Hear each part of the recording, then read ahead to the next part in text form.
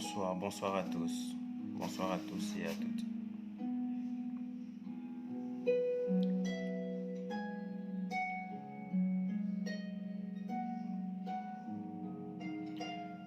Arrivez et identifiez vos amis, s'il vous plaît.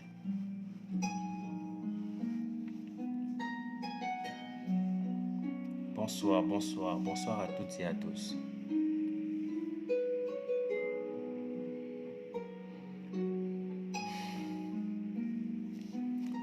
Arrivez et identifiez vos amis, s'il vous plaît.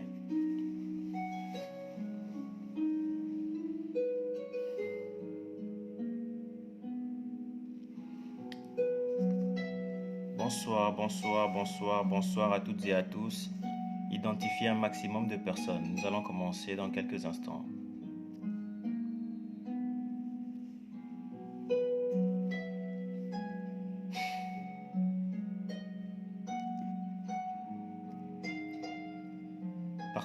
Partagez le direct.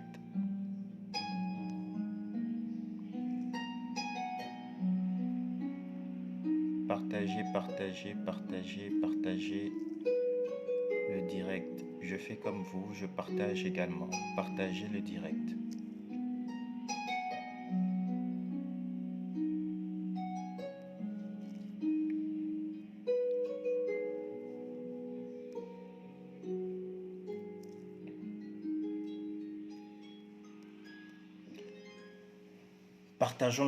Partageons le direct. Nous allons commencer dans quelques instants. Nous avons à dire parce que à un moment donné...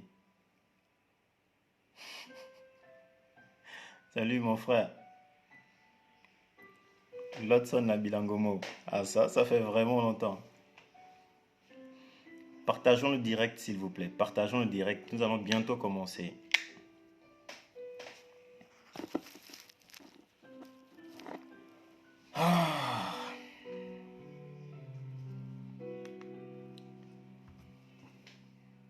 Déjà, je vais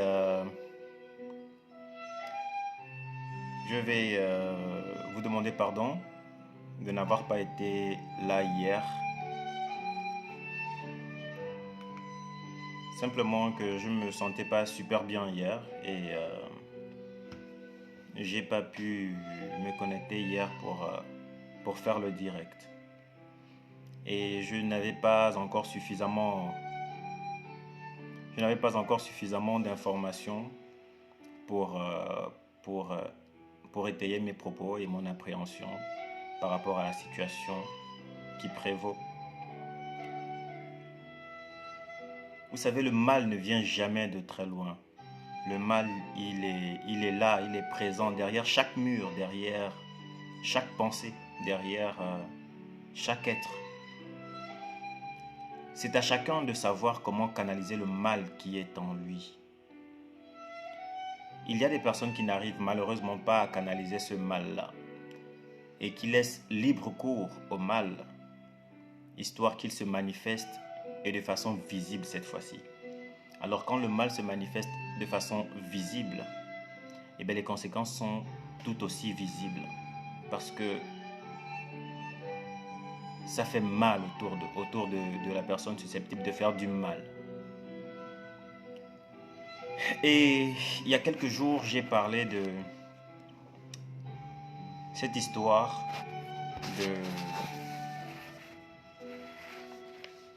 de la petite Sarah qui franchement est en train de prendre une tournure démesurée, une tournure qui est tout aussi triste que son fait. Partagez la vidéo s'il vous plaît. Nous allons commencer. Ce direct va porter sur 2 volets. Le premier en entraînera l'autre parce que ce que je dirais sur la suite de l'histoire de Sarah que j'avais commencé ici au précédent direct va porter justement au thème qui sera l'objet normalement du direct de ce soir. Alors s'il vous plaît, partagez la vidéo, partagez massivement la vidéo s'il vous plaît.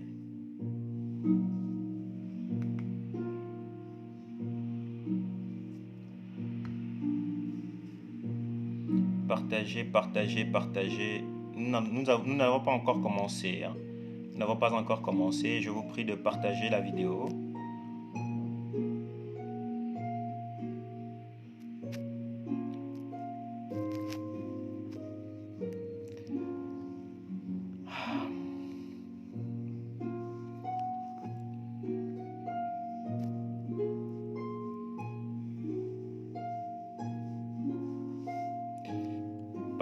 Partageons la vidéo. Je fais comme vous, hein. Je suis en train de faire comme vous. Je suis en train de partager également. Essayez de partager au maximum parce que nous allons commencer dans 2 minutes. Nous commençons.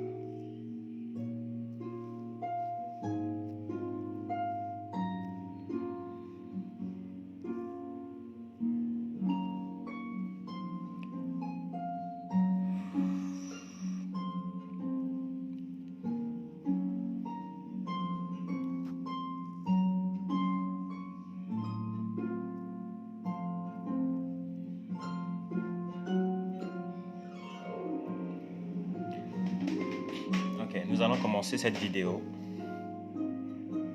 Ok. Il y a quelques jours déjà, désolé. Il y a quelques jours déjà,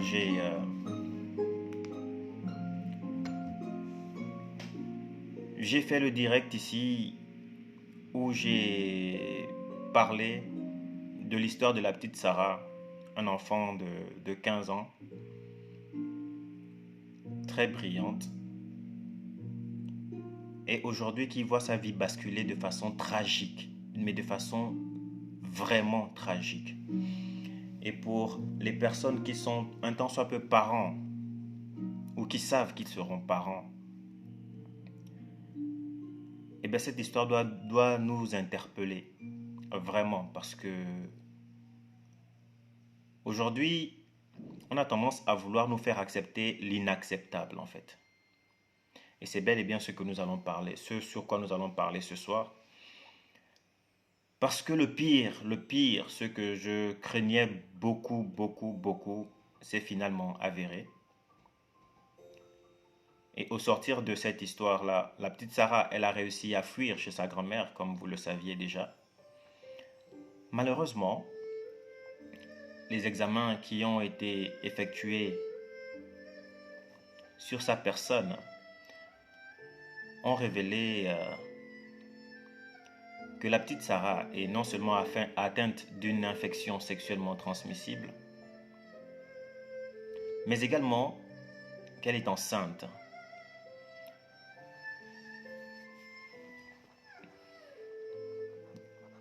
J'ai dit ici dernièrement que c'est notre devoir en tant que parents, c'est nos devoirs en tant que parents de protéger les enfants, de protéger nos enfants. Il n'y a aucun enfant qui mérite ce genre de souffrance. Voilà, le fait est que cet enfant qui n'a rien demandé, cet enfant qui n'a rien fait de mal, si ce n'est vouloir poursuivre ses études, vouloir un tant soit peu d'amour de sa mère, se trouve en train de voir sa vie lui échapper de façon drastique, de façon tragique. Parce que voilà un enfant qui est enceinte. Bon, la grand-mère m'a clairement dit qu'elle n'a pas d'autre choix que d'interrompre la grossesse. Mais on parle d'un enfant de 15 ans. Quand on parle de ce type de choses, déjà que le fait que cet enfant soit enceinte,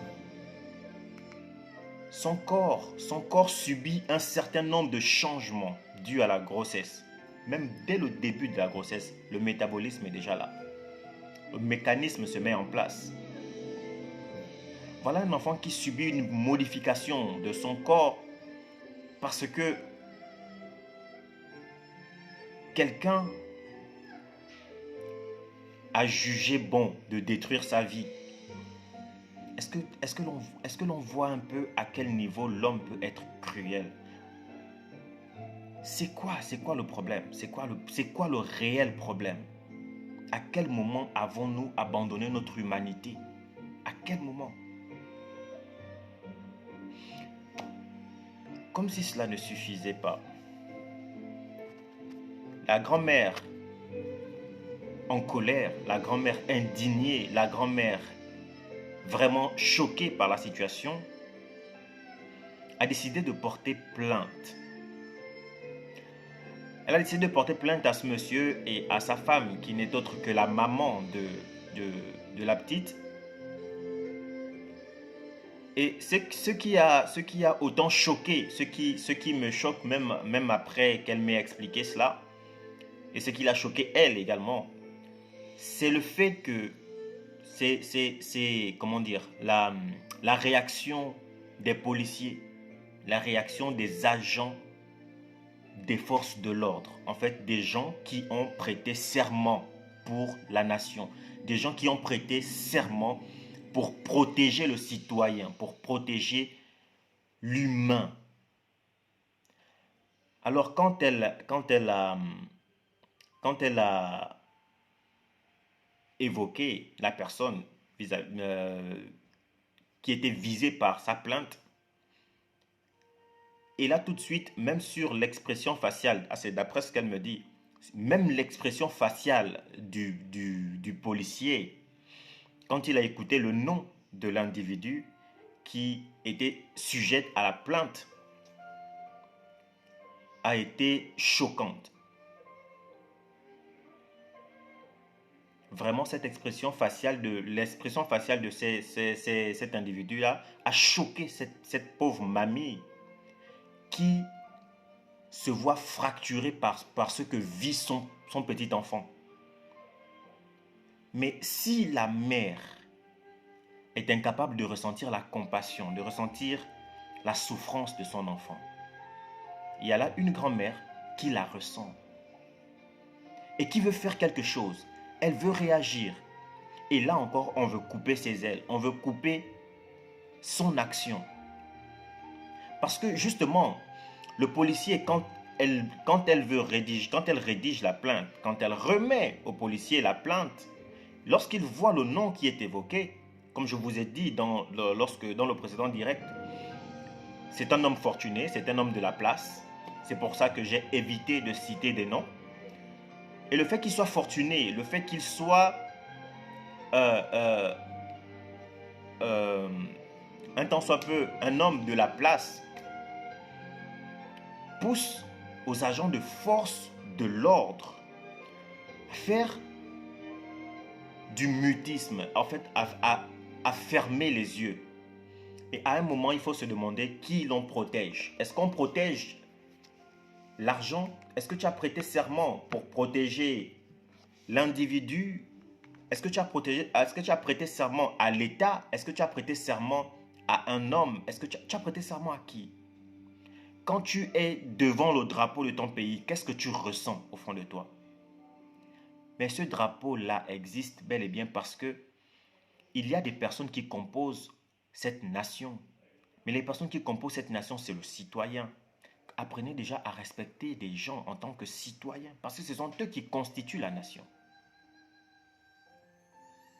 C'est quand même grave que des policiers soient incapables de faire suivre une plainte, même si la plainte elle est classée sans suite devant, mais au moins c'est au niveau des grandes instances. Mais même au niveau de la police, tout se bloque là.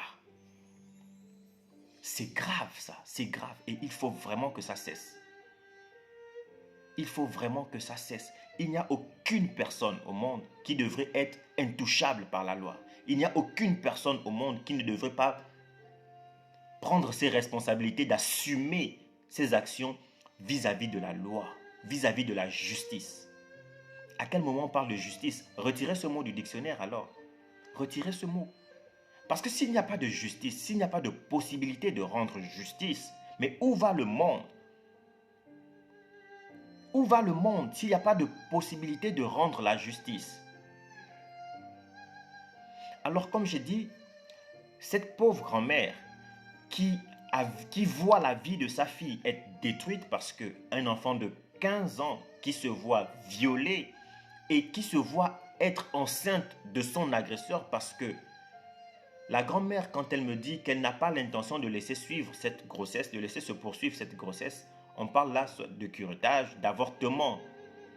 Mais pratiquer un avortement sur le corps d'un enfant de 15 ans, est-ce que vous voyez un peu la gravité de ce qui se passe en fait? Pourquoi des parents peuvent être muets? Moi je me dis, où est la famille? La famille, elle est où là-dedans? Pourquoi la famille ne se lève pas? Cet homme est puissant à quel point que la famille entière reste muette? Alors, lorsque j'ai fait le direct la dernière fois, il y a des personnes qui m'ont écrit en inbox dont je vais vous lire les messages. Parce que, vous savez, en fonction de la manière dont nous agissons par rapport à une situation donnée, les gens sont susceptibles également de nous observer et voir quel est notre niveau de force ou notre niveau de faiblesse par rapport à une situation donnée, justement. Et là, il y a des gens qui m'écrivent. Hein. Il y a un homme qui s'appelle Hugues. Hugues m'écrit, il me dit « Bonjour mon frère, j'ai vu ton direct et je ne sais pas si tu es Camerounais également.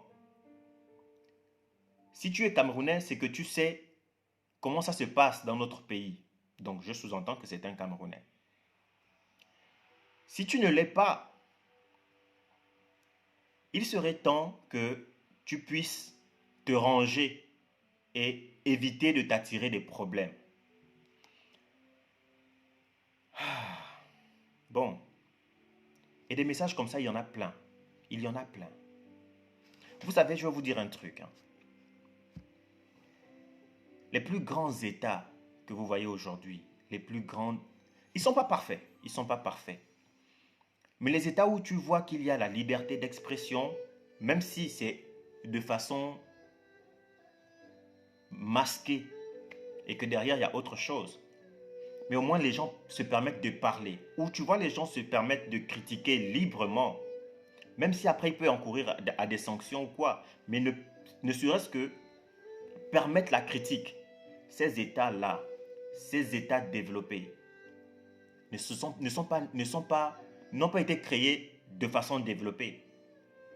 C'est la mentalité qui a suivi. Mais ces personnes-là qui dirigent, les institutions dirigeantes ou les personnes dirigeantes, elles ont besoin que tu puisses penser comme ça, mon frère. Parce que quand tu penses à te dire, on va encore faire comment? Ou à mon niveau, qu'est-ce que je peux faire? Mais mon frère, tu constitues le peuple, tu constitues la voix du peuple. C'est une individualité, plus une autre individualité, plus une autre individualité qui crée un collectif. Le collectif, c'est une succession d'individualités. Alors si même individuellement, tu te dis que je ne peux rien faire, le collectif ne suivra pas. Parce que c'est un conglomérat de personnes qui penseront comme toi, qui feront en sorte que le peuple puisse se taire. Face à une situation comme ça, on ne peut pas se taire. Aujourd'hui, vous connaissez tous ma position sur la violence faite aux femmes et aux enfants. Surtout aux enfants. Surtout aux enfants. Pour moi, les enfants constituent l'avenir. Les enfants constituent le futur. On ne doit pas toucher aux enfants. On ne doit pas y toucher. C'est aussi simple que ça. Si vous n'avez pas compris ça, c'est que vous n'avez pas compris que votre nation doit avoir une suite après vous. Si l'on peut se permettre de toucher vos enfants et tu veux venir vers moi pour m'inciter à me taire, alors mon frère, quand tu verras ce direct, sache que tu n'as rien compris. Sache que ta manière de penser, c'est la manière de penser de l'échec. Et l'échec passe par cette façon-là de penser. On a besoin que tu sois réduite au silence. Tu acceptes d'être réduit au silence, tu seras réduite au silence. Alors qu'on vienne m'arrêter, qu'on vienne m'arrêter parce que j'ai dit je ne suis pas d'accord que l'on puisse porter atteinte à la vie d'un enfant. Qu'on vienne m'arrêter parce que j'ai dit que ce qui se passe n'est pas normal. Qu'on vienne m'arrêter parce que j'ai dit que tu as le droit de te manifester aussi négativement que possible. Parce que tu vois la violence se manifester. Parce que tu vois l'abus se manifester. Alors ce qui se passe, c'est un trafic d'influence. Parce que je doute que la police puisse faire suivre la plainte de cette dame. Parce que la dame me dit clairement qu'elle n'espère pas. Elle n'espère pas. Quand elle a vu simplement l'expression du visage du policier, quand il a lu le nom qui était écrit dans la plainte, elle a tout compris. Mais c'est grave. C'est grave d'en arriver là. Donc on a un monsieur qui peut violer un enfant qui n'est pas le sien, même si c'était ton enfant. Le viol est un crime. Le viol, c'est un crime. Donc on a un monsieur qui peut s'arranger à détruire la vie d'un enfant, un enfant aussi brillant. Parce que cet enfant, elle a 15 ans. Et quand tu vois à 15 ans un enfant dans un pays où véritablement, parce que je ne connais pas spécialement le Cameroun, mais je sais que c'est l'Afrique centrale. Et de plus, c'est l'Afrique francophone. Et on connaît tous les problèmes qui sévissent dans les pays d'Afrique francophone principalement. Donc, quand on voit un enfant comme celui-ci, aussi brillante dans ses études, et que par la suite, il y a un monsieur qui vient, qui se croit tout permis et qui se permet de se porter garant pour détruire la vie de cet enfant-là, moi je dis, ce genre d'individus, ce genre de prédateurs, il faut les mettre hors d'état de nuire. Hors d'état de nuire. Peu importe ton argent, peu importe ton influence.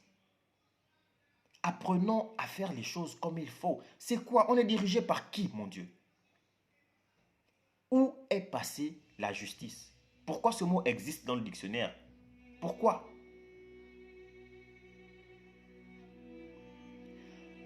C'est en parlant, c'est en faisant du bruit que ce genre d'histoires pourront prendre fin. Ne restons pas muets. Parce que quand on reste muet, ce sont ce genre de prédateurs qui gagnent. Quand on reste muet, c'est ce genre de faits qui se propagent, qui récidivent. Alors aujourd'hui, si la loi est prête à protéger un prédateur sexuel qui ne reculera devant rien pour brutaliser physiquement un autre enfant, parce que là, c'est la petite Sarah. Par rapport à son attitude, je commence à douter que Sarah soit la première. Mais après Sarah, il y aura qui? Après Sarah, il y aura qui? Après Sarah, ça peut être ta fille, Hugues. Ça peut être ta sœur, Hugues. Quand tu me dis de me taire, parce que tu ne sais pas, si je ne suis pas camerounais, tu m'invites à me taire. Si je suis camerounais, je dois savoir comment ça se passe chez vous. Premièrement, je te rassure, je ne suis pas camerounais. Mais je ne peux pas non plus me taire parce que je ne suis pas camerounais. Quand ça touche à l'enfance, quand ça touche au développement d'un enfant, quand ça touche à la vie humaine, je ne peux pas me taire. Un enfant qui est brutalisé physiquement, un enfant qui est violé par son beau-père, tu viens me demander de me taire. Je ne sais pas pour vous, mais ce message m'a véritablement énervé. Et Hugues n'est pas le seul. Parce qu'il y a un autre message. Attendez.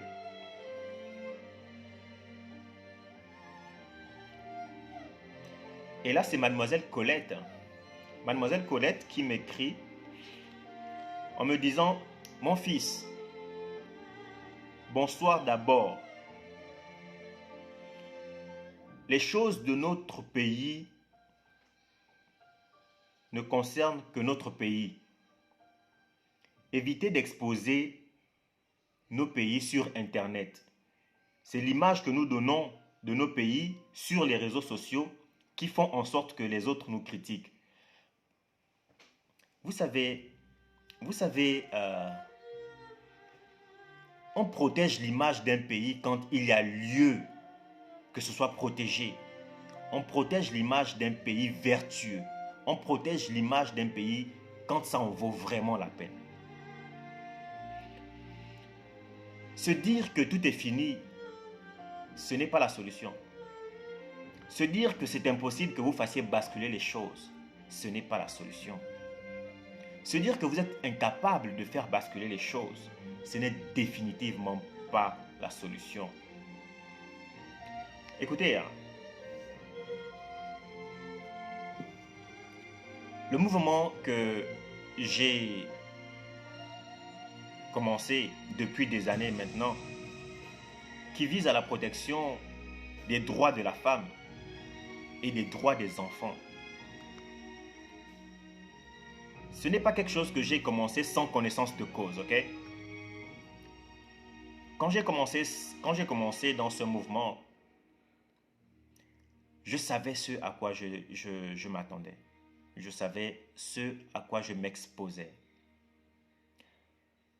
Je m'exposais aux critiques, je m'exposais aux railleries, je m'exposais peut-être aux insultes. Je m'exposais aussi aux débilités, pareil. Parce que moi, j'appelle ces raisonnements de la débilité, sans contexte. C'est grave.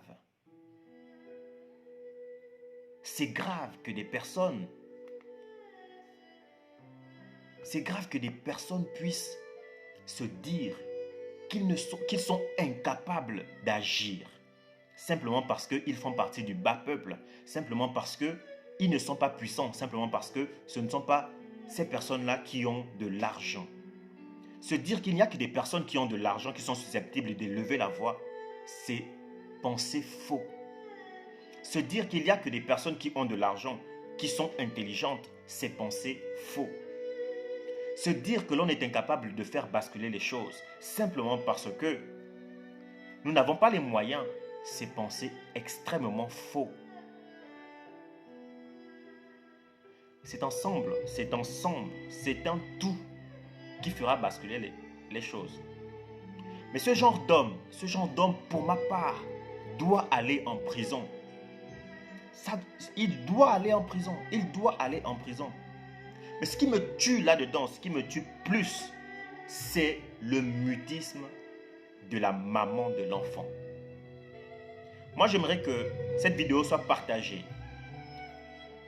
Il faudrait qu'elle sache... Enfin, moi, je ne sais pas quel genre de dieu du sexe cet homme-là est devenu ou que cet homme-là est, au point que sa manière de lui donner du plaisir sexuel l'empêche de voir que il est nuisible pour la vie de son entourage, à savoir la vie de sa progéniture.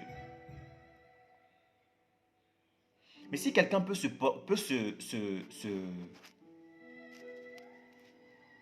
porter garant, si quelqu'un peut, sans scrupule comme ça, se permettre de brutaliser ton enfant et être rassuré derrière que tu ne feras rien, que tu ne diras rien, et que par la suite, tu ne fais rien, que tu ne dises rien, il y a un problème.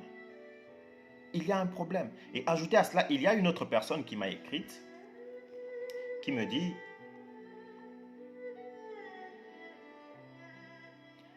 Anaël cette fois-ci, elle s'appelle Anaël. Anaël me dit, bonsoir frère. Je ne sais pas comment vous voyez les choses dans les pays où vous vous trouvez, mais nous sommes avant tout africains. Est-ce que cette femme n'est pas envoûtée? Car il y a des hommes qui arrivent à conquérir des femmes à l'aide des fétiches. Et dans nos États africains, nous sommes beaucoup plus penchés vers l'ésotérisme qu'autre chose. Bon, je ne sais pas pour vous, donnez-moi votre impression, hein. Donnez-moi votre impression. Bonsoir à toutes et à tous. Partagez le direct s'il vous plaît. Bon, si cette femme est envoûtée par un quelconque démon ou par un quelconque esprit ou par un quelconque génie que ce soit, je ne sais pas. Ce que je sais, c'est que un génie ne peut pas te faire oublier que tu as un enfant. Un génie ne peut pas te faire, un esprit ne peut pas te faire oublier que l'être qui est là, c'est ton enfant. Alors quand ton enfant souffre, tu dois ressentir la douleur de ton enfant. Ça, si même moi, qui suis simplement un père, je suis capable de faire cela, mais une mère, à plus forte raison, devrait être aisément capable de le faire. Et moi, je me dis à ce niveau-là, qu'est-ce qui a bien pu se passer pour que le lien maternel soit fracturé? Qu'est-ce qui a brisé le lien maternel? C'était quoi? C'est quoi?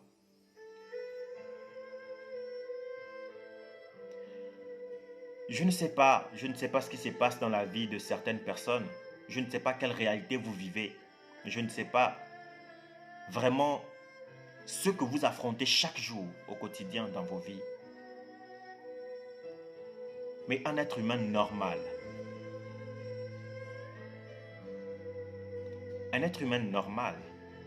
devrait être capable de ressentir la douleur de l'autre, capable d'éprouver de la compassion, capable d'éprouver de la pitié.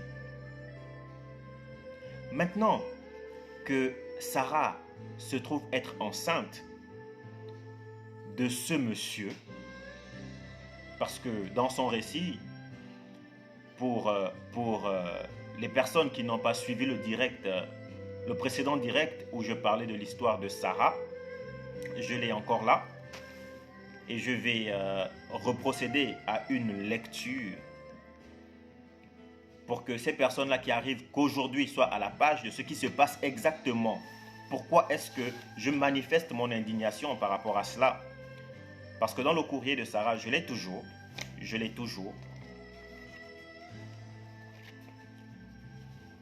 Sarah avait dit ceci. Bonsoir monsieur le coach. Je m'appelle Sarah, j'ai 15 ans et demi et je suis en classe de seconde au collège Liberman. Je vis à Douala au Cameroun et je viens à vous aujourd'hui pour vous parler de mon histoire. Je déteste ma mère. J'irai même jusqu'à dire que je la hais. Je la hais de m'avoir laissé souffrir. Je la hais de m'avoir vu souffrir et de n'avoir jamais rien fait pour arranger cela. Je la hais de n'être pas présente pour moi. Et enfin, je la hais de faire passer toujours tout et n'importe quoi avant moi. Tant que cela l'arrange, bien sûr. Je vous écris pour vous dire aussi que j'en ai marre. Marre de tout. Marre de ma mère, marre de ma vie, marre de mon existence. Je vous dis tout cela parce que je pense sérieusement à me suicider. J'ai perdu goût à la vie. Je suis très mal entouré. Je sais qu'il va recommencer. Sauf que quand il le fera, ma mère, une fois de plus, ne fera rien. Et ne croira même pas quand je lui dirai. Mon père est mort, j'étais encore toute petite. Je ne l'ai pas vraiment connu. Juste quelques petits souvenirs, pardon. Mais j'étais vraiment petite. Après la mort de mon père, ma grand-mère a voulu me prendre avec elle. Mais ma mère a refusé. Je suis alors resté avec elle, alors qu'elle était mère célibataire. Jusqu'au jour où elle a rencontré ce monsieur. Ce monsieur fortuné pour qui elle jure terre et ciel. Et pour qui elle serait prête à tout sacrifier, y compris moi, tant qu'elle ne retourne pas dans le célibat.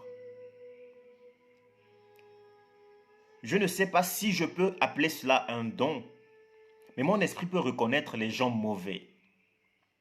Je ne savais toujours pas pourquoi avant, mais mon esprit n'avait jamais accepté cet homme. Au fond de moi, il me demandait toujours de me méfier et de me tenir à l'écart de lui, voire même très loin. Un soir, il s'est proposé de m'aider à faire mes devoirs que j'allais rendre le lendemain. Ma mère était toute contente, mais je sentais toujours ce frisson qui me demandait de me méfier. J'ai répondu que je pouvais les faire toute seule, en disant qu'il n'était pas très difficile. Et là, il a insisté. Puis je lui ai répondu que je les avais presque terminés. Il a tout d'un coup haussé le ton et commencé à me gronder. Puis il a crié sur ma mère en lui disant que c'est de sa faute. De sa faute si je ne le respecte pas. Et là, ma mère est entrée dans une colère noire contre moi et a commencé à me gronder violemment à son tour. Et quand j'ai voulu me justifier, elle m'a dit de la fermer. Elle m'a dit, tu la fermes, et m'a battu fortement. Ma mère m'avait déjà tapé quelques fois, mais là, elle m'a tapé si fort et pendant si longtemps, comme si elle voulait prouver à son mari qu'elle ne laisserait rien ni personne se mettre entre eux. Et juste après, il a esquissé un sourire à sa femme, comme pour dire « Je suis très fier de toi ». Au début, je me suis fixé pour objectif de me donner corps et âme à mes études pour rapidement obtenir une bourse et m'en aller très loin d'eux. Mais là, je veux juste me suicider. La première fois que mon beau-père a essayé de me toucher, ma mère était partie à une veillée de prière dans son église. Je m'étais débattu, puis je me suis échappé. Ce soir-là, j'étais allé dormir chez une de mes copines. On avait donné comme prétexte à ses parents que nous avions un exposé à préparer urgemment. Et en cours de nuit, j'ai dit à ma copine que mon beau-père a essayé de me tripoter.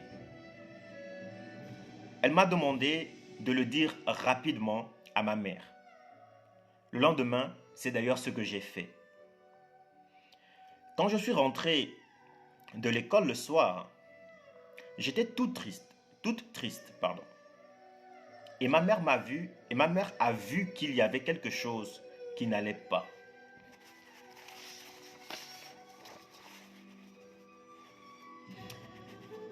Elle est venue alors me trouver dans ma chambre pour me demander ce qui n'allait pas. Là, je lui ai dit ce qui s'était passé.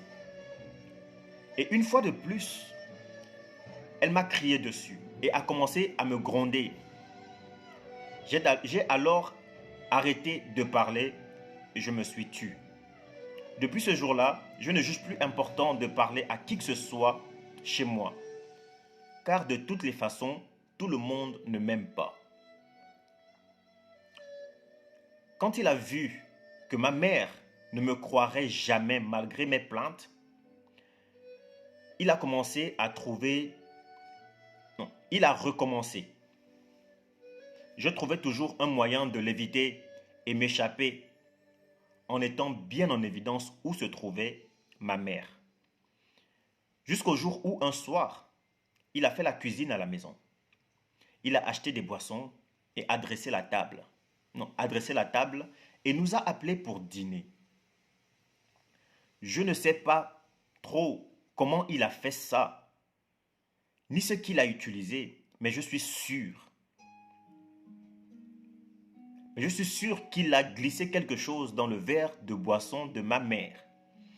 Parce qu'après le repas, elle n'était plus elle-même. Et s'est endormie sans dire mot, ne sachant même plus comment bouger. Il a alors verrouillé toutes les portes de la maison et a gardé les clés avec lui. Puis il est arrivé dans ma chambre.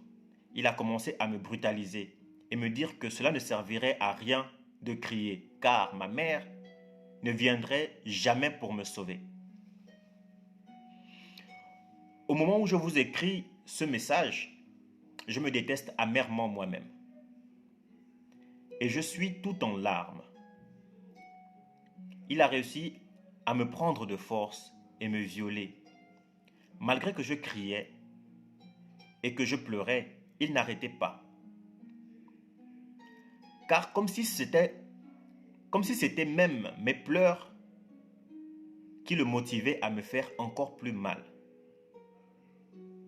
Et au bout d'un moment, tellement je ne savais plus comment pleurer, j'ai arrêté de pleurer. Malgré qu'il continuait à me faire mal. Je n'avais jamais connu d'homme dans ma vie. Je me concentrais d'abord pour mes études et rien d'autre. Et ce jour-là, cet homme m'a fait très mal. Le lendemain, j'ai tout dit à ma mère en pleurant et en croyant au moins cette fois qu'elle allait être non pas ma mère, mais une mère simplement.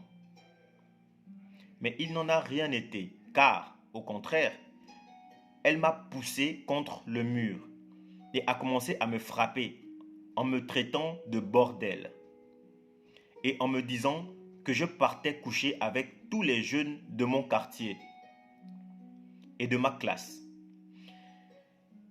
et que c'est son mari que je viens accuser, que je ne serai pas celle-là qui mettra fin à son bonheur.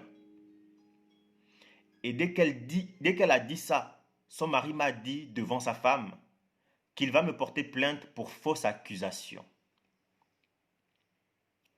De suite, ma mère m'a menacé de ne surtout pas révéler ça à aucune personne. Il me gardait à la maison comme une prisonnière pour que je ne parle pas. Je n'allais même plus à l'école. Et ce mois, je n'ai pas vu mes règles. J'ai juste envie de mourir.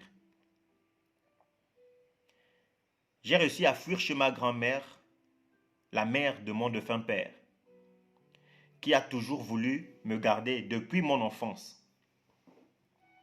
Et elle m'a promis de m'emmener faire tous les examens demain et aller porter plainte à ma mère et son mari. Si à mon âge je tombe enceinte et en plus de mon agresseur, ça sert encore à quoi de vivre? Malgré tout le mal que ma mère m'a fait, je ne veux vraiment pas qu'elle parte en prison par ma faute. Que dois-je faire? J'ai juste relu pour ceux qui n'étaient pas là la dernière fois. Finalement, sa crainte s'est avérée parce que elle est enceinte. En plus de ça, elle a une IST. Je ne sais toujours pas laquelle parce que j'ai pas l'information précise concernant l'IST. Car cela ne tienne, elle est enceinte aujourd'hui et devrait se faire avorter. C'est la seule solution. Parce qu'il n'est pas question qu'elle garde l'enfant de son agresseur, qui n'est autre que son beau-père. J'aurais quand même aimé avoir la version de la mère parce que cette mère, pour moi, c'est pas une mère, c'est juste un diable qu'on a envoyé dans la vie de cet enfant pour aider à la destruction de cette vie-là. Maintenant, à vous, qu'est-ce que cet enfant devrait faire? Est-ce que l'avortement est une option plausible? Est-ce que elle devrait garder cet enfant-là? Parce que l'avortement également comporte des risques pour un enfant de 15 ans. Mais que devrait-on faire de cette plainte-là? Parce que si la plainte, elle est classée sans suite, comment est-ce qu'on peut avoir foi en un État? Comment est-ce qu'on peut avoir foi au système pénal, au système judiciaire d'un État? Comment on peut avoir foi aux forces de l'ordre, qui pour ma part ressemblent plus aux forces du désordre qu'aux forces de l'ordre? Comment faire confiance à un État dans ce sens-là? Quand on se voit opprimé et que l'État encourage cela, parce que les agents de force de l'ordre incarnent l'État, incarnent la protection même de la nation, la protection même des sceaux, c'est la justice, c'est les forces de l'ordre qui incarnent ça. Voilà pourquoi ces êtres-là prêtent serment. Mais on prête serment pourquoi finalement? Parce que je ne pense pas que quand tu veux travailler dans une entreprise privée, tu prêtes serment. Non. Pourquoi au détriment des salariés privés, qui signent simplement un contrat d'embauche, on appelle ça un CDI, pourquoi toi tu signes un contrat d'embauche et qu'une autre personne dans un domaine bien précis doit prêter serment? Tu dois prêter serment, le drapeau à côté, la Constitution ou la Bible ou je ne sais quoi. Pourquoi, à votre avis? Pourquoi? Quelle valeur accorde-t-on au serment à ce moment-là? Quelle valeur accorde-t-on au serment? Le serment sert à quoi? On prête serment pour qui? Pourquoi? Pourquoi vous? Pourquoi vous, agents de l'ordre, agents des forces de l'ordre, et toutes ces personnes qui incarnent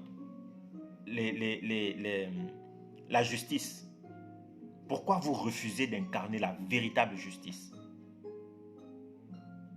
Au détriment du peuple, au détriment de l'humain, vous refusez de rendre la réelle justice. Pourquoi? À quelle fin?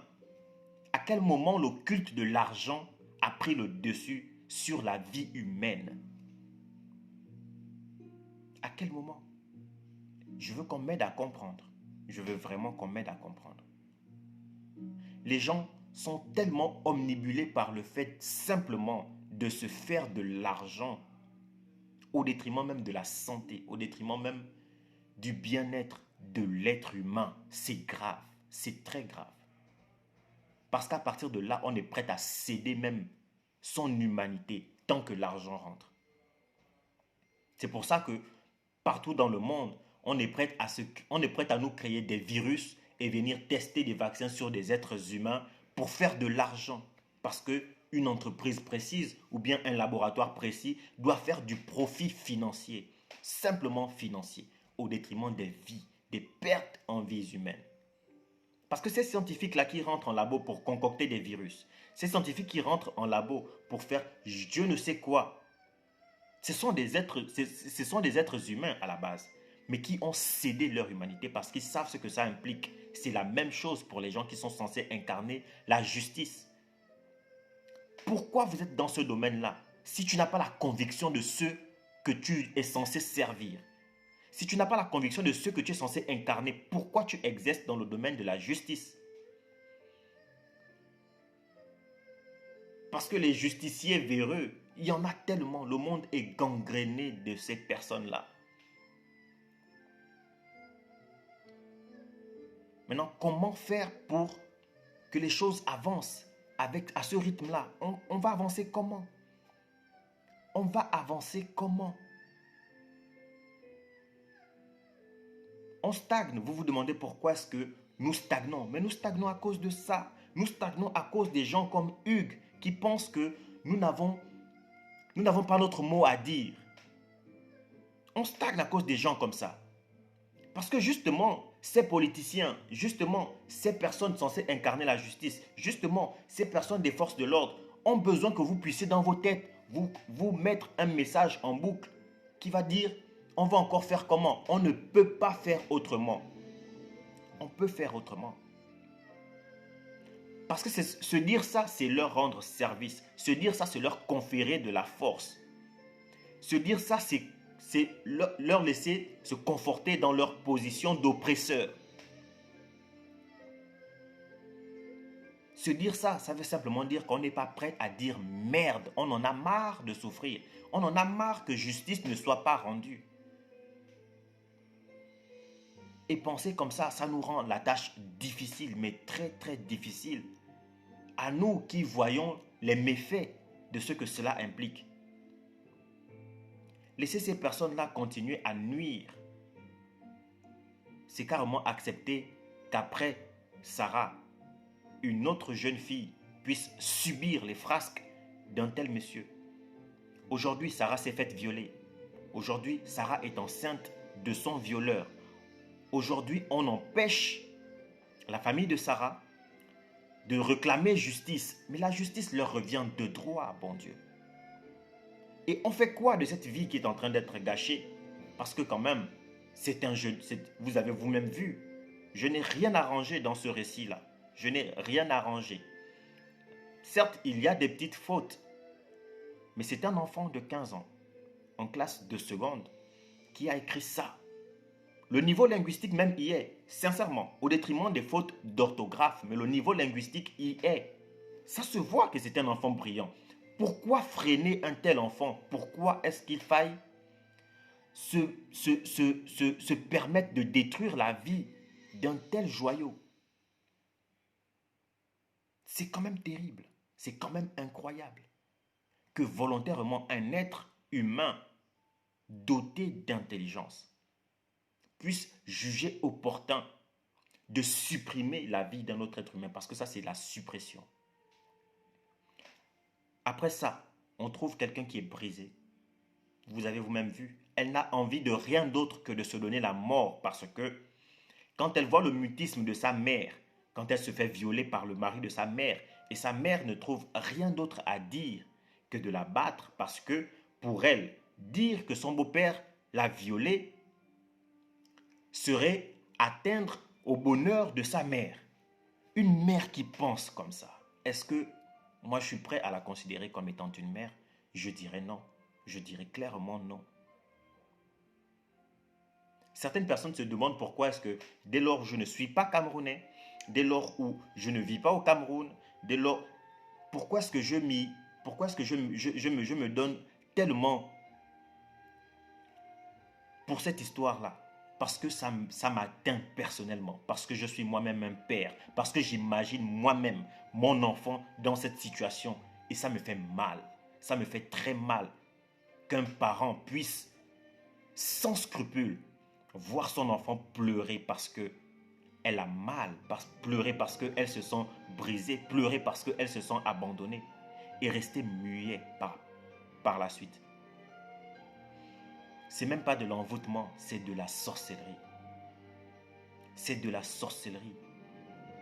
Et des personnes comme ça doivent payer, elles doivent payer pour leurs méfaits. Ce n'est pas normal que justice ne soit pas rendue. Ce n'est pas normal. Parce que si simplement on doit se remettre à notre jugement, mais tu vas trouver peut-être quelqu'un qui, à cause de ses moyens, parce que ce monsieur est fortuné, il sera acquitté. Et tu vas voir une grand-mère qui va se dire que j'ai déjà vécu ma vie, j'ai suffisamment vécu, qui va prendre une arme, crime intentionnel, prendre une arme, aller tirer sur ce monsieur-là, même si elle est abattue par la suite, même si elle est condamnée par la suite, elle se dit dans sa tête qu'elle a déjà vécu sa vie. Il ne peut pas s'en sortir sans éclaboussure. Et ça, ce genre d'agissement, c'est ce que l'on voit quand on pousse quelqu'un à bout. On voit ce genre d'agissement quand on pousse quelqu'un à réagir, quand on veut à tout prix que la personne puisse se taire et voir la justice être bafouée pour acquitter quelqu'un qui ne le mérite pas. À partir de là, on est tenté de se faire justice soi-même. Se faire justice soi-même n'est définitivement pas la solution et je n'encourage pas cela. Je n'encourage pas cela, vraiment. Mais quand quelqu'un est emmené à bout, c'est ça le propre de l'être humain. Si un être humain est acculé quelque part, il va toujours tout faire pour vouloir s'en sortir. C'est ça. L'être humain, c'est comme ça. Vous allez emprisonner dans une petite pièce un homme ou une femme claustrophobe, vous verrez. Vous mettez des caméras et vous verrez son agissement. Mais il va agir de façon à chercher des voies et moyens pour sortir. Et c'est ça l'homme. Si l'on l'oppresse, si on le circonscrit trop, il va chercher des voies et moyens pour s'en sortir. Alors quand quelqu'un se sent étouffé dans son amour propre, quand quelqu'un se sent étouffé dans sa manière de voir les choses, quand quelqu'un se sent étouffé par la rancœur, quand quelqu'un se sent étouffé par le mutisme des autorités, quand quelqu'un se dit que les autorités ne servent plus à rien, quand quelqu'un se dit que la justice ne sera pas rendue ou que la justice ne peut pas être rendue par des personnes qui ne voient en rien le bienfait de la justice, les gens seront tentés de se rendre justice. Et où allons-nous aller? On va aller dans un monde où, comme dans les temps féodaux, les gens se rendaient justice par la vengeance. Mais on doit dépasser cela. Pour dépasser cela, il faudrait que la réelle justice soit rendue aux gens qui le méritent. C'est quand même incroyable qu'un enfant comme ça puisse voir son année scolaire bafouée, puisse voir sa vie bafouée. Parce qu'à 15 ans, elle est en seconde, mais elle aurait fait sa terminale et son baccalauréat à 17 ans. Et à 17 ans, elle serait entrée à l'université pour qu'à 24 ans, 25 ans, ce soit quelqu'un dans la société. Mais moi, je pense que les enfants sont l'avenir d'une nation. Les enfants sont l'avenir du monde. Mais si un enfant est étouffé, si un enfant est détruit, c'est un joyau qui est détruit. C'est une pièce angulaire du développement qui est détruite. C'est une plaque tournante d'un État qui est détruit. Mais même l'État devrait se sentir impliqué par cette histoire. Moi, je suis quand même dépassé que dans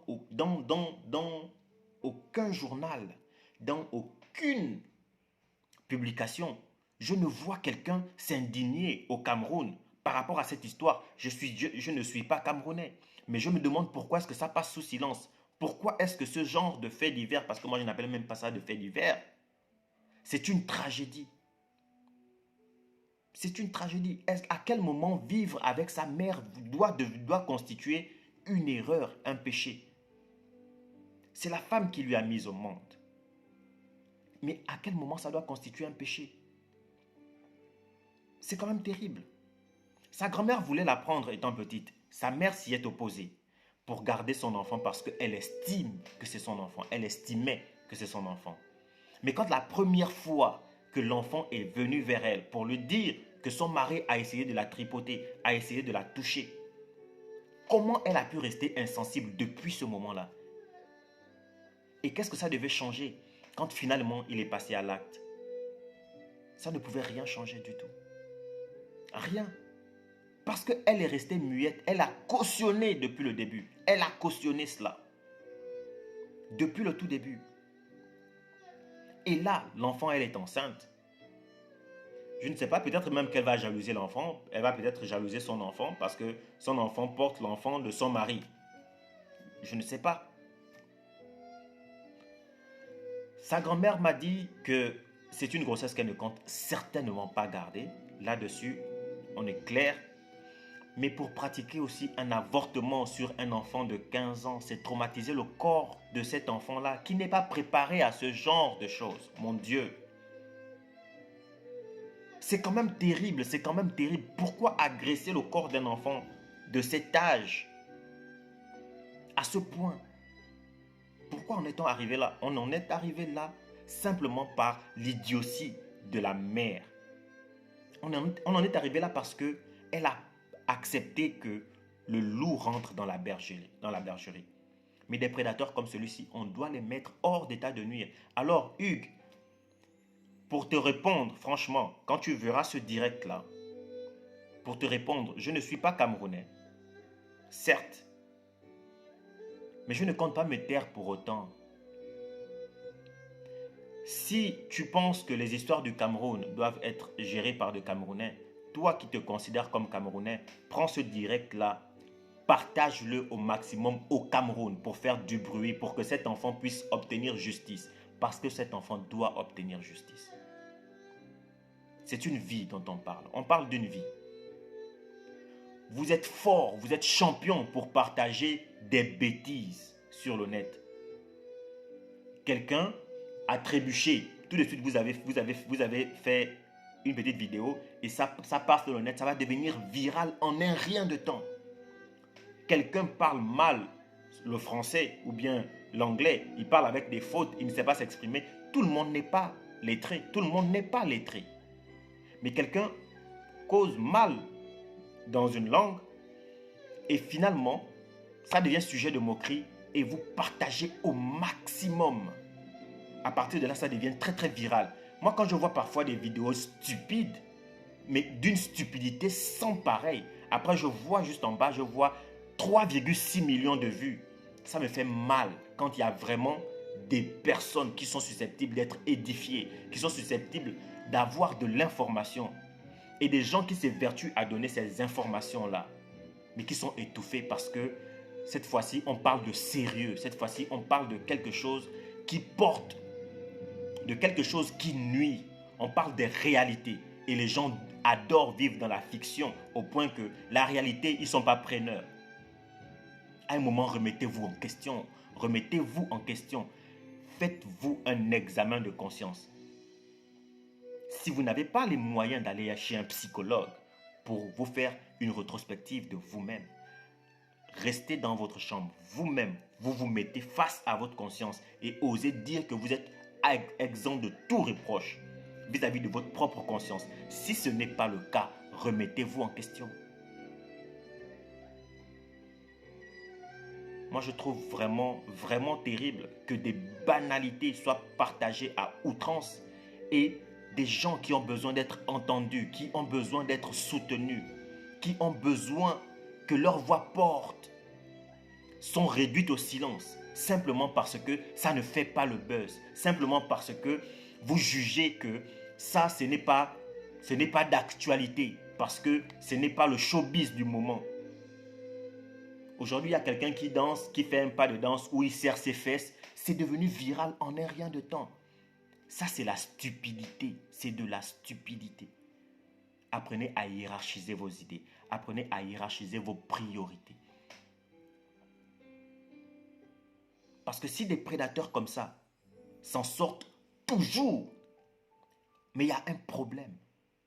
Toute la terre entière sait déjà que le service juridique, les forces de l'ordre des pays français d'Afrique ne fonctionnent pas du tout. Il faut se dire la vérité. Il faut se dire la vérité. Ça ne marche pas dans la majeure partie, sinon même tous les pays français d'Afrique. Les anciennes colonies françaises d'Afrique, ça ne marche pas. Le système juridique est corrompu. Le système policier est corrompu. Les violences policières sont à foison. Les arrestations arbitraires, c'est à foison. Les prédateurs, des délinquants sexuels comme celui-ci s'en sortent toujours. Pourquoi? Parce que nous le permettons. Nous permettons cela. La loi n'est rien du tout sans le peuple. Mais il faudrait que les gens puissent se rassurer. Il faudrait que les gens puissent savoir quelle est leur place. Parce que si personne ne vote, imaginez un temps soit peu, si personne ne vote, aucune personne ne vote, aucune personne ne s'inscrit dans des bulletins de vote, dans des bureaux de vote, il n'y a pas de vote. Peu importe l'élection présidentielle que ce soit. Vous croyez que ça va porter quoi? Au contraire, il y aura un coup. Il y aura un coup. C'est la même chose avec la justice. La justice, c'est la même chose. Apprenez à comprendre que la véritable puissance, la véritable force, ce n'est pas vos dirigeants qui l'ont. On veut vous faire croire cela, mais pas du tout. Pas du tout. Pourquoi vos dirigeants viennent vous supplier dans des élections? Ils ne viennent pas négocier avec vous. Ils viennent vous supplier pendant les élections pour voter tel individu, pour voter tel autre individu. Ils viennent vous supplier parce que ils ont besoin de vous. Apprenez à comprendre que vous avez la force, vous avez le pouvoir. Alors quelqu'un comme Hugues qui dit on va encore faire comment? Quelqu'un comme Hugues qui dit que ce n'est pas de notre ressort de faire quoi que ce soit. Mon frère, tu as échoué. tu es bien parti pour continuer à rater. Tu vas rater encore et encore parce que tu n'y es pas du tout. Tu n'y es pas du tout et tu n'es même pas proche d'y être. C'est ce qui est regrettable. Parce que si tu as des enfants et que c'est cette manière de penser que tu inculques à tes enfants aussi sont bien partis pour échouer. Et c'est grave. Parce que par ta stupidité, tu aurais gangréné tes enfants. Et par la suite, tes enfants vont gangréner leurs enfants. Et voilà comment, dans d'autres familles, des valeurs, des patrimoines se passent de génération en génération. Chez toi, la stupidité va se passer de génération en génération. Honnêtement, il y a des commentaires qui m'énervent. Il y a des commentaires que je reçois en inbox, mais qui me trucident de l'intérieur. Moi, je suis toujours partisan pour la non-violence. Mais il y a des personnes, quand elles m'écrivent en inbox, sincèrement, je me dis dans ma tête que si j'avais ces personnes-là en face de moi, ça se serait mal passé. Franchement, il y a des raisonnements qu'il ne faut pas avoir. Il faut prioriser certaines choses. La vie humaine, c'est une priorité. Je n'ai pas besoin d'être le parent de Sarah pour porter la voix de Sarah. Je n'ai pas besoin d'être Camerounais pour porter la voix de Sarah. Je suis désolé. Si je dois me mêler des histoires du Cameroun, si je ne dois pas me mêler des histoires du Cameroun, parce que je ne suis pas Camerounais, je peux me mêler des histoires de Sarah parce que c'est une personne. Et en tant que personne, je suis également une personne. Je suis un humain, je suis susceptible d'avoir des sentiments et tu me laisses libre d'être touché par l'histoire de cette petite fille qui voit sa vie être bafouée par un enfoiré qui ne sait pas où se mettre. Alors le culte de la personnalité, je ne fais pas dans ça. Je ne mange pas de ce pain-là. Peu importe ton influence. Je ne suis déjà pour ceux qui me connaissent un tant soit peu, ils savent que je ne suis pas du tout influençable. Mais alors là, pas du tout. Pas du tout.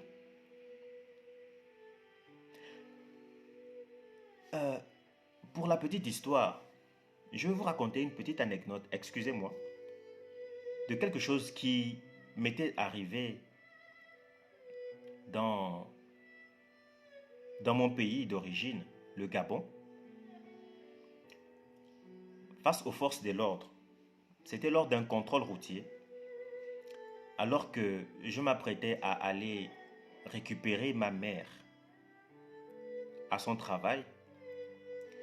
Et j'étais au volant du véhicule de mon père, paix à son âme. Et là, il y avait un contrôle routier que, normalement, quand il y a un contrôle routier, il y a des plots. Il y a des plots un peu partout. Tu sais que devant, il y a un contrôle routier. Mais il n'y avait rien de tout ça. Rien. Donc moi, je passe et j'entends simplement un sifflet. J'entends un sifflet insistant et tout ça. Alors je gare.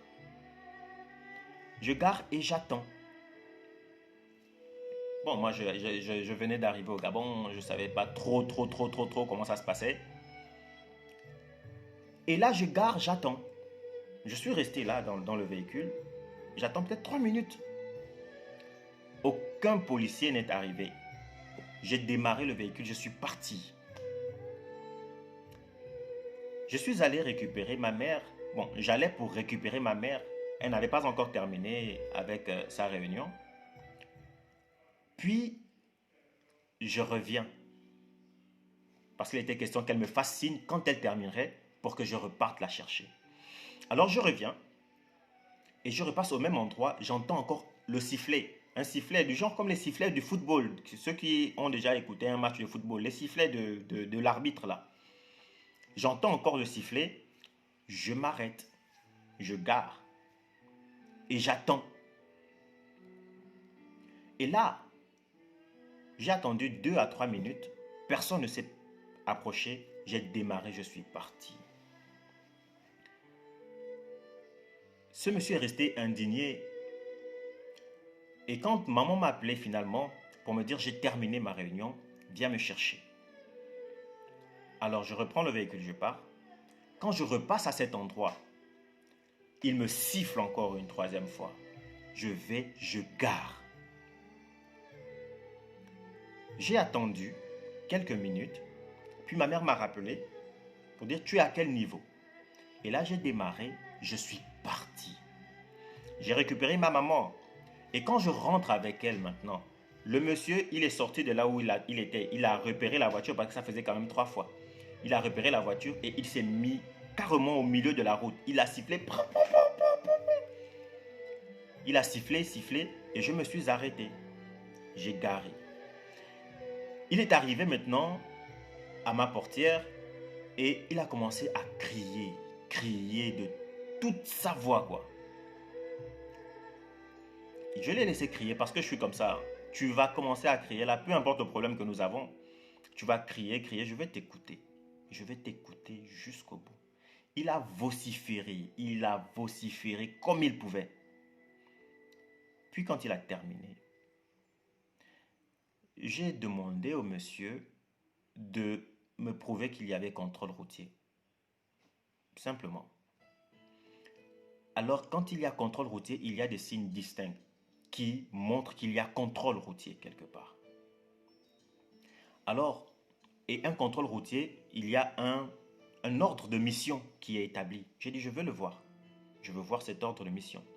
Et je lui ai posé également la question de me dire à quel moment il est stipulé dans le code Rousseau que lors d'un contrôle routier, le chauffeur d'un véhicule est censé sortir de son véhicule pour aller rencontrer un agent. Je suis désolé, ça ne se passe pas comme ça.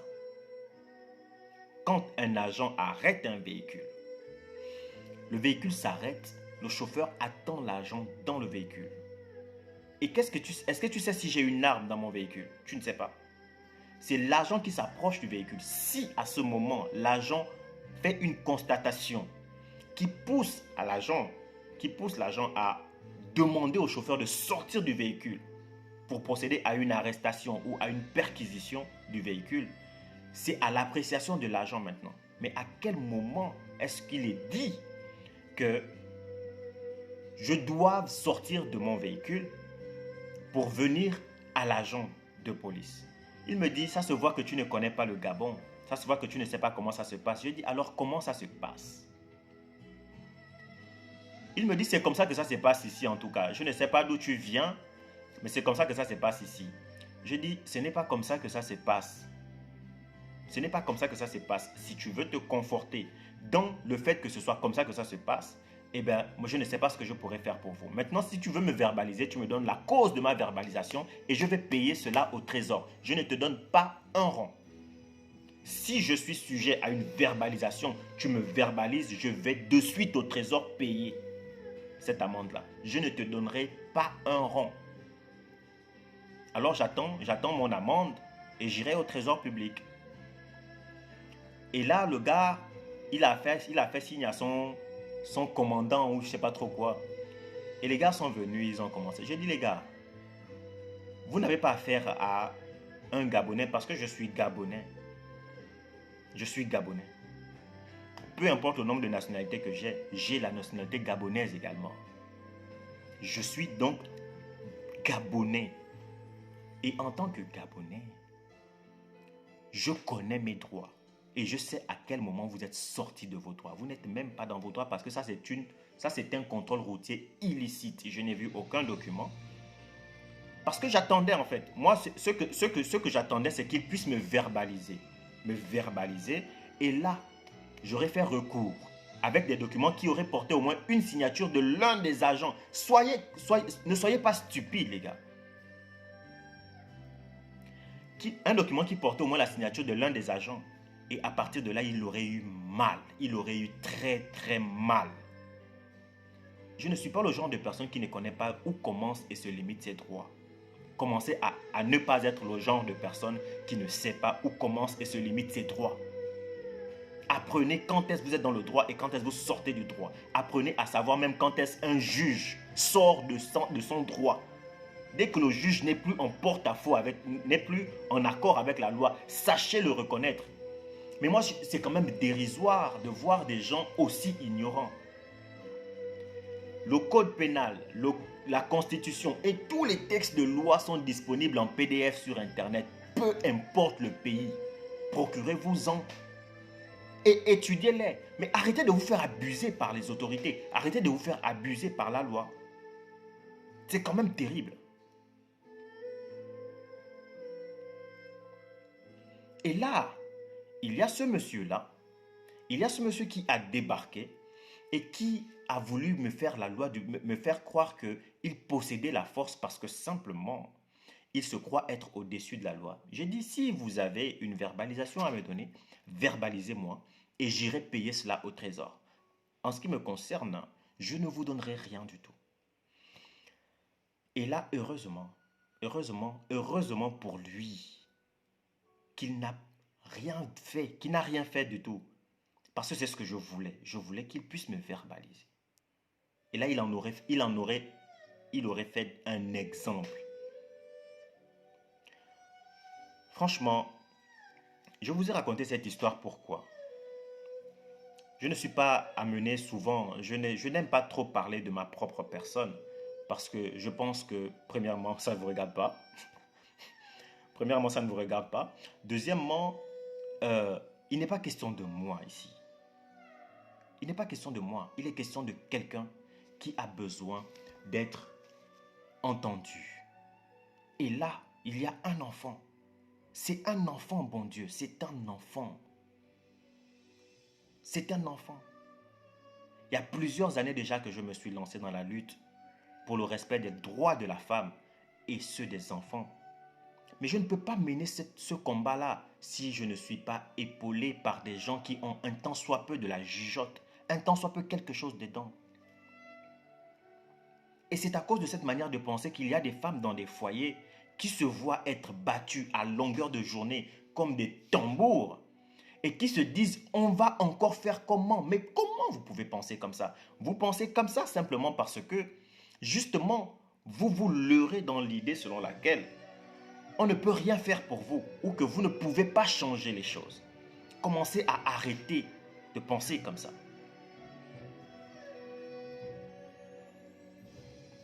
Commencez à arrêter de penser comme ça. C'est quand même terrible. Alors s'il vous plaît, partagez ce direct-là. Partagez-le massivement. Arrêtez de commencer à partager les vidéos de bars à outrance au point que les clashs de boissons pour savoir qui est le plus saoul du monde, qui est le plus ivrogne du monde, puissent faire 17 millions de vues. Je n'ai pas besoin de la notoriété en ce sens que j'aurais besoin de cela pour ma propre popularité. Non, je me fous complètement d'être populaire ou pas. Vous voyez que je n'ai pas arrêté mon direct malgré qu'il n'y a que, je crois, 3 ou 4 personnes. Je ferai avec les personnes connectées. Il y a des personnes qui regroupent des millions de personnes en ligne qui ne racontent rien du tout de lucratif, qui ne racontent rien du tout de bénéfique. Alors je préfère avoir une personne qui sera édifiée véritablement et qui pourra faire attention par la suite au lieu d'avoir 10 000 personnes qui vont se faire abrutir en direct par la vie de Kim Kardashian parce qu'elle est en train de, je sais pas moi, se faire un brushing, elle est en direct, ou bien elle est en train de se faire un mascara ou je sais pas, un make-up, elle est en direct. Et ça, ce genre de bêtises-là, vous voyez, c'est des milliers de personnes qui sont en ligne, c'est des milliers de vues, des milliers de millions de vues. Ça, c'est de la bêtise, par contre. C'est de la bêtise. Il y a des personnes dans ce monde qui ont réellement besoin d'aide. Qui ont réellement besoin d'aide. Et quand on parle de l'aide, l'aide, elle est multiforme. Il y a des organisations qui ont besoin des dons financiers, des dons en nature, des dons matériels. Mais il y a également des personnes qui ont simplement besoin des conseils. Qui ont simplement besoin de conseils. Qui ont simplement besoin d'être écoutés. Qui ont simplement besoin d'être entendus. Il y a des personnes dont vous pouvez être susceptible d'aider en ne faisant que ça. En ne faisant qu'écouter, partager et conseiller. Fin de l'histoire. Alors, combien de temps vous passez sur Internet par jour? Petite expérience. Combien de temps vous passez sur Internet par jour à faire n'importe quoi? Je ne veux même pas dire tout et n'importe quoi, à faire seulement n'importe quoi. Combien de temps? Prenez ce temps-là. Je réitère, combien de temps passez-vous sur les réseaux sociaux à pager, aller de vidéo en vidéo pour savoir, pour vous imprégner de ce que Rihanna a fait aujourd'hui, quel magasin elle a visité, qu'est-ce que Kim Kardashian a raconté aujourd'hui, est-ce qu'à quelle heure elle est allée aux toilettes. Prenez tout le temps que vous prenez pour vous imprégner dans ce genre de futilité-là. Si vous mettez cela de façon lucrative au service des personnes qui ont réellement besoin, que vous utilisiez à bon escient le temps que vous mettez sur Internet, ben le monde serait en train de commencer à changer. C'est parce que nous sommes un peuple distrait que la distraction nous perd. C'est parce que nous sommes un peuple distrait que les choses n'avancent pas.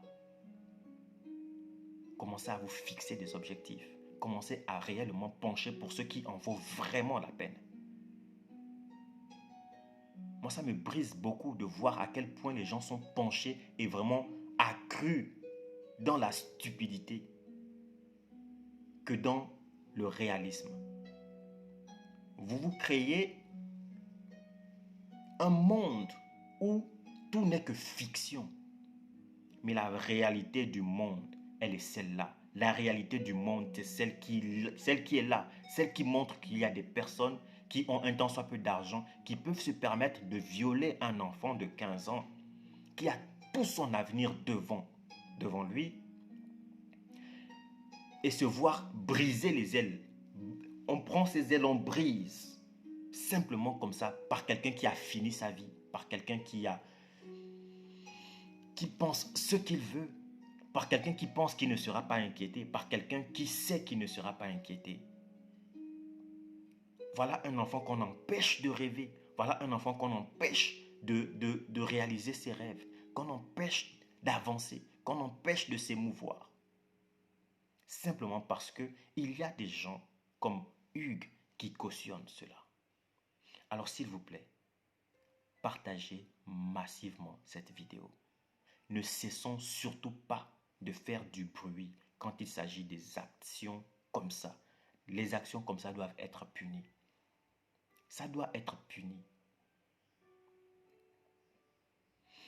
Pour prendre un tant soit peu l'exemple de quelque chose qui s'est passé dans mon pays, le Gabon, en 2016, après des élections présidentielles, il y avait eu un massacre sans pareil, que les autorités ont nié en bloc. Mais le fait qu'il y ait des personnes qui ont filmé, le fait qu'il y ait des personnes qui ont partagé, les gens n'ont plus pu nier. Il y a des gens qui minimisent la puissance des réseaux sociaux. Il y a des gens qui utilisent les réseaux sociaux à mauvais escient. Mais les réseaux sociaux ont leur utilité. Pour ne parler encore que de mon pays, le Gabon. En 2009, cette fois-ci, au niveau de Barcelone, en Espagne, il y a eu la mort du défunt président père Bongo, Omar Bongo, qui a fait en sorte que des gens puissent être percés à jour. Parce que quand l'information a été relayée, quand des médias sérieux ont relayé l'information, et que tu as quelques individus idiots, quelques individus vraiment qui manquent de dignité, qui manquent de respect envers eux-mêmes, envers leur intellect, envers leur intégrité en tant que personne, qui se présentent devant leur télévision et dire à tout un peuple que ces médias sérieux-là mentent. J'ai parlé avec le président, il n'est pas décédé, parce que les médias, France 24 et autres, avaient publié la nouvelle de la mort du défunt président Omar Bongo. Et ces individus-là sont arrivés dire que je viens de parler avec le président, il n'est pas mort du tout, il est en bonne santé, il se remet peu à peu de sa maladie. Quand ils ont mesuré le sérieux de la chose plus tard, c'est pour que quelques heures seulement, quelques heures plus tard, ils viennent avouer en fait que c'était des plaisantins. Qu'ils viennent avouer que c'était des idiots invétérés. Et des personnes comme ça dirigent des gens. Des personnes comme ça dirigent des peuples. On veut que la justice soit rendue et on veut que les lois soient respectées. On va où comme ça?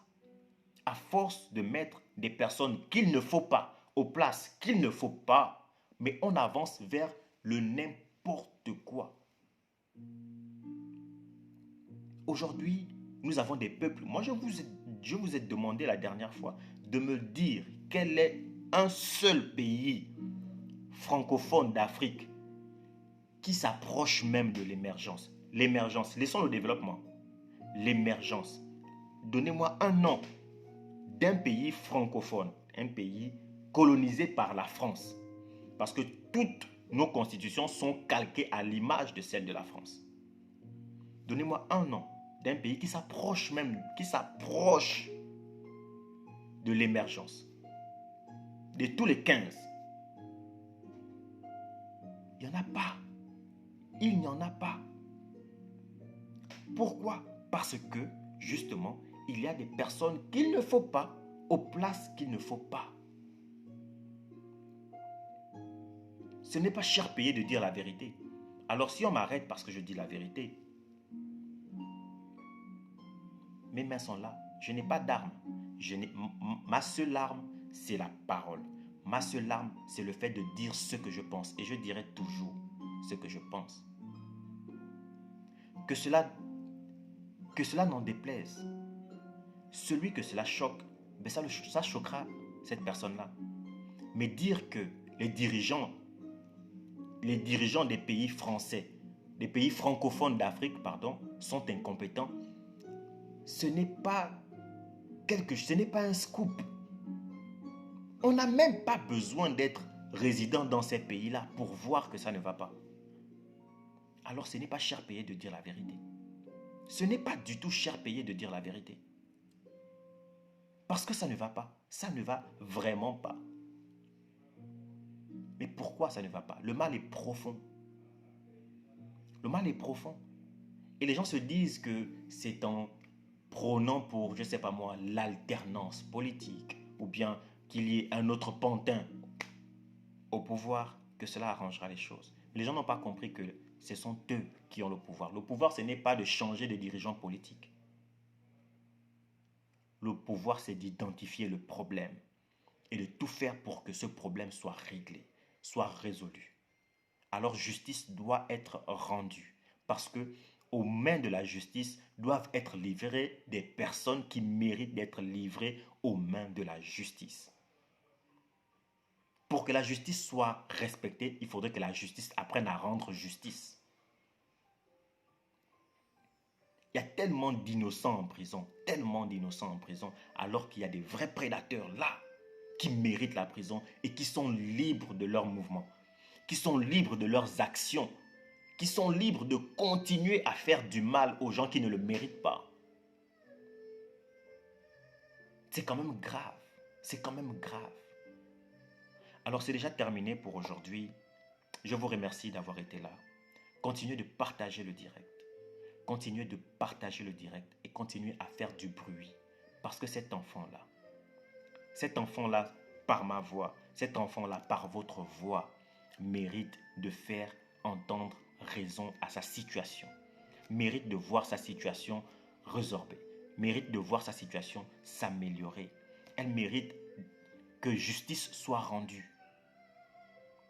Parce que quand un enfant en arrive à se dire que ça sert encore à quoi de vivre, quand un enfant en arrive à me dire que je veux simplement me suicider, je ne peux pas dormir du sommeil du juste la nuit. Parce que je suis parent. Je ne sais pas si toi qui regardes cette vidéo, tu es parent. Mais si tu n'as pas déjà enfanté d'un enfant, tu as déjà au moins élevé tes derniers petits frères ou bien tes derniers cousins, tes cousins qui sont très petits encore. qui sont bien plus jeunes que toi, qui auraient pu faire l'âge de tes enfants si tu en avais. Tu as déjà au moins participé à l'éducation d'un enfant, même si ce n'est pas le tien. Alors tu es également concerné. Parce que tu es parent. Tu es parent sans avoir mis au monde, mais tu es parent de par ta manière d'aimer un enfant. Tu es parent de par ta manière de donner de l'amour à un enfant. Tu es parent de par ta manière de mettre un enfant en sécurité, de savoir mettre un enfant en sécurité. Alors tu es parent. Quand bien même tu n'es pas allé à l'hôpital pour pousser un enfant, tu es parent. Tu dois te sentir concerné par le cri de détresse d'un enfant qui a besoin d'aide. Pour acculer ces personnes susceptibles de rendre justice, mais il faudrait que cette histoire fasse du tollé, il faudrait que cette histoire fasse du tapage.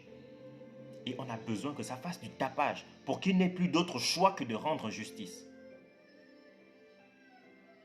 Parce que quand quelqu'un qui se dit être dirigeant pense qu'il peut faire tout et n'importe quoi, mais il suffit que le peuple se rebelle et qu'au début, ils se disent que bon, ils vont se fatiguer, mais quand ils voient que ça perdure et qu'à l'inverse de lui, d'autres personnes de façon extérieure voient également que le mouvement prend de l'ampleur, à ce moment-là, votre voix a porté. À ce moment-là, il n'a pas d'autre choix que de commencer à craindre. C'est là où tu vois celui qui se sentait intouchable commencer à avoir de la chair de poule. C'est la voix du peuple. C'est ça le pouvoir de la voix du peuple. Alors tu fais partie du peuple, même si tu n'es pas camerounais. Ce n'est pas parce que c'est une jeune camerounaise. Même si tu n'es pas camerounais. Même si tu n'es pas camerounaise. Même si tu n'es pas africain. Tu es parent. Manifeste-toi. Tu es susceptible d'être parent plus tard. Manifeste-toi. Partage. Partage et aide-nous à faire du bruit. Parce que nous devons faire du bruit. Cet enfant doit trouver solution. Cet enfant doit abandonner l'idée de se donner la mort. Cet enfant doit recommencer à vivre. Doit recommencer à trouver goût à la vie. À 15 ans, on ne peut pas être exaspéré par la vie. On ne peut pas être emmené à penser ou à croire que la seule alternative, c'est de supprimer sa vie, c'est de se donner la mort. À 15 ans. À 15 ans. C'est grave. C'est grave parce que, posons-nous les bonnes questions. Si à 15 ans, un enfant ne voit aucune autre alternative que de se supprimer, mais c'est que ce qui a poussé cet enfant à penser comme ça est d'autant plus gravissime. Priorisons ce qui a lieu d'être priorisé. Je termine par là. Merci de m'avoir suivi ce soir. Merci d'avoir été là et merci d'avance de partager et continuer de partager, même après ce direct. Continuez de partager massivement. Continuez à partager ce direct-là, je vous en prie. Merci de m'avoir regardé encore une fois et bonne soirée chez vous.